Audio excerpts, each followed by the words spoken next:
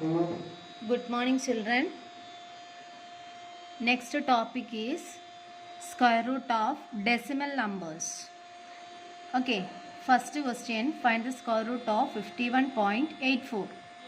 Here we pairing the numbers from that decimal point. From the decimal point to the right we pair the decimal part, and from this decimal point to the left we pair the integral part. This portion is called the integral part and this one is called the decimal part. Okay, and here if you pairing after the decimal point, on the right side we have only one pair, and on the left of this decimal point also we have one pair, so no need to put the commas. Then same as the previous one, nearest to perfect square is 7 sevens are 49. Then bring down the remainder 2. After that we bring down the number 84, and at the same time you put the decimal point in the quotient because that 84 lies after the decimal point. Okay, then we read this number as 284, and double of 7 or into 2 gives 14, and on the right side of this 14 you choose a number such that you multiplied with the same number gives 284. That is 142 into 2 gives 284. So the answer is 7.2.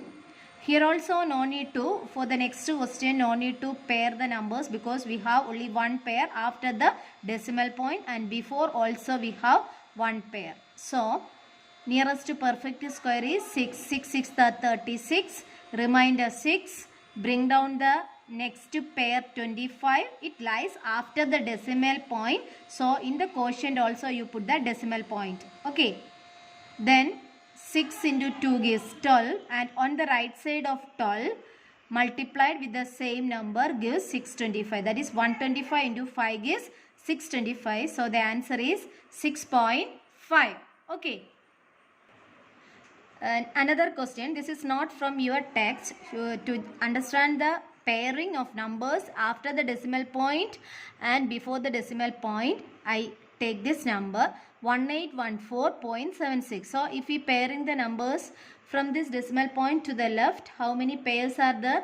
2 pairs. That is 1814.76. So first pair we put this decimal point here. So after the decimal point only one pair is here, so no need to put the decimal point. That is first pair is 18, then 14. Suppose if we have one more pair here, we have 8, you write you put the comma here. Okay, then 1814.76. nearest to perfect square is 16. First pair is 18, so 4 4s are 16. Remainder 2.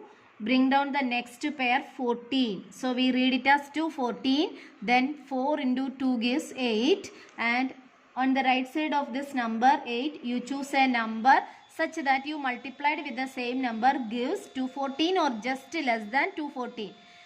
So the answer is 164. That is 82 into 2 gives 164, and the remainder is 50. And we bring down the next pair 76. It lies after the decimal point, so you put the decimal point in the quotient also. It is very important.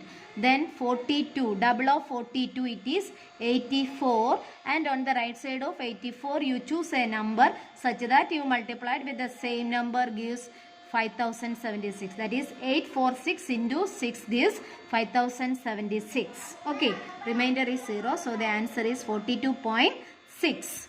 Another number 31.36. 5 5s are 25, remainder 6, 36, then 5 into 2 gives 10. On the right side of 10, we multiplied with 6 gives 636. So the answer is 5.6.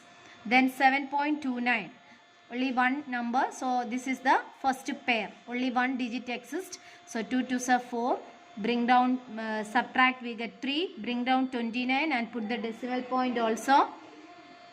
So 2 into 2 gives 4, and on the right side of this 4, if you use 7, 47 into 7 gives 329. So the answer is 2.7. Hope you understood the method of finding the square root of decimal numbers. After watching the video, you write these notes also in your notebook. Thank you.